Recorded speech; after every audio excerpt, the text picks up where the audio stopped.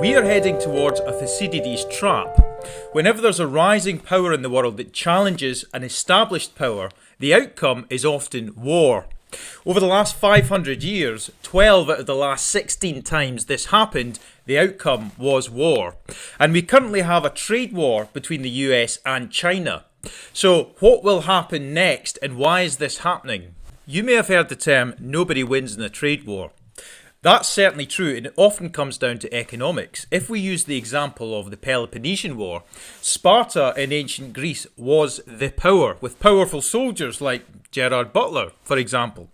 Athens was the economic power and the rising power, and there was a rising tension. Ultimately, Athens imposed economic sanctions on Megara, an ally of Sparta, and that led partly to the Peloponnesian War. What is Trump's position on this? Let me lay it out as far as I understand it, or even he understands it, because nobody knows what's inside Trump's head, unfortunately. When China entered the World Trade Organization at the beginning of the century, they embarked upon a large development growth program.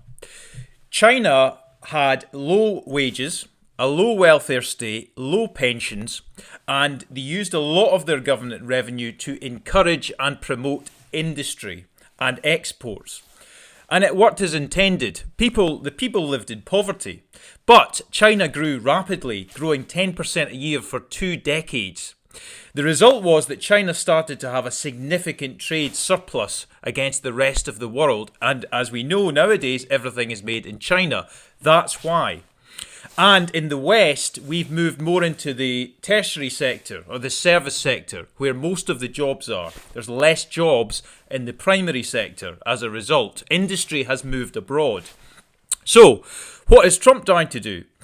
His idea is that we raise tariffs, which are a tax on imports. We block off the rest of the world by making foreign goods more expensive, and you therefore encourage domestic production. So the idea is that you bring industry back home to America. Unfortunately, what also happens is rapid price increase because there's no industry properly being built yet in America again, and the goods from abroad are more expensive. Now, there is a potential second motivation, and that is that the US sits on top of a significant debt pile. It pays $1 trillion a year to service its debt, which is more than it spends on its military, so absolutely massive.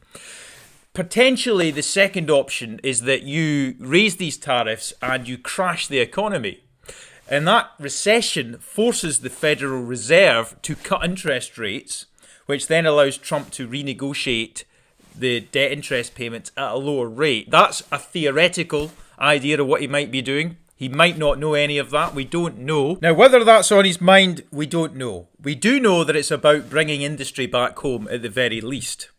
As to whether or not it works, it's a pretty dangerous way to do it because China will not back down. It's in their culture not to back down. Now, the world has been given some reprieve with a 90-day pause. And in that time, the Americans will look to renegotiate their trade deals at a better rate for America and therefore sell it as a win to the American people. What isn't in the 90-day pause is China. And now we have a full-blown trade war between China and the US. Trump backed down not against China but against the rest of the world because although the stock market was going down, the bond market sort of held. But the bond market started to crash drastically. And when the bond market crashes, government borrowing costs go up. And that would mean that America was in an unsustainable situation. So Trump had to revert on that. Now, at the moment, what we have is very high tariffs. The tariffs are going up and up. 245% is just absurd. These numbers make no sense. Trade stops happening anyway once you get to a certain number. So it's just a number. But they can react in other ways. So we've got tariffs and we also have a war of words at the moment. Both countries are appealing to the likes of the United Nations like bickering children. America claims that China can make goods more cheaply because there's less regulation and also cites large human rights violations which China denies, There's a large Muslim population in the Xinjiang region, and it's suggested that up to 1 million are in captivity and even face forced labour and sterilisation.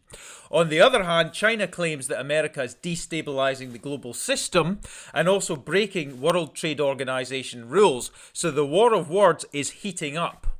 So who will win? Well, Trump and America believe they have leverage because the whole point is that all of the exports are coming, or most of them are coming from China. So China has much more to lose on the export front in terms of its companies going bust because they're not exporting to America anymore, whereas there's a lot less exports to China from America.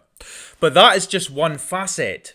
China has other levers, and it does feel that it can inflict more pain and take more pain than America can. It has, for example, closed off America's access to its rare earth minerals. And potentially what it could do, if it really wanted to, is sell en masse the holdings of US government bonds that it has in order to crash the bond market if this escalates. And the problem is that it's still an economic war. But economic wars can become real wars. And as China said, everything is still on the table. Now, in the longer term, China wants to take Taiwan. And it's not an if, it's a when, because it's already said that. It will do this. It sees Taiwan as part of China.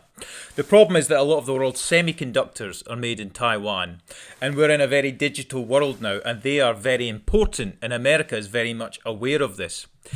China will unlikely attack before it thinks that America won't respond properly. If it thinks it will, it won't do it, I don't think. However, America has a problem as well because it has the strongest military in the world. But in order to sustain that, it's going to have to start making more of its own weapons. And the tariff strategy is part of that. For now, therefore, it's simply a trade war. And Trump has said very recently that he thinks he might get a trade deal with China. Having used this as a negotiating tactic, that would be his perspective. So that would be good to dial down the tensions. However, as I make this video, there is a suggestion that Chinese companies have backed the Houthi rebels in Yemen, and that would be more serious. So it's all up in the air at the moment, but I hope for the world that we don't have a US China war. Thanks for watching, and if you enjoy this channel, please do subscribe. Thank you.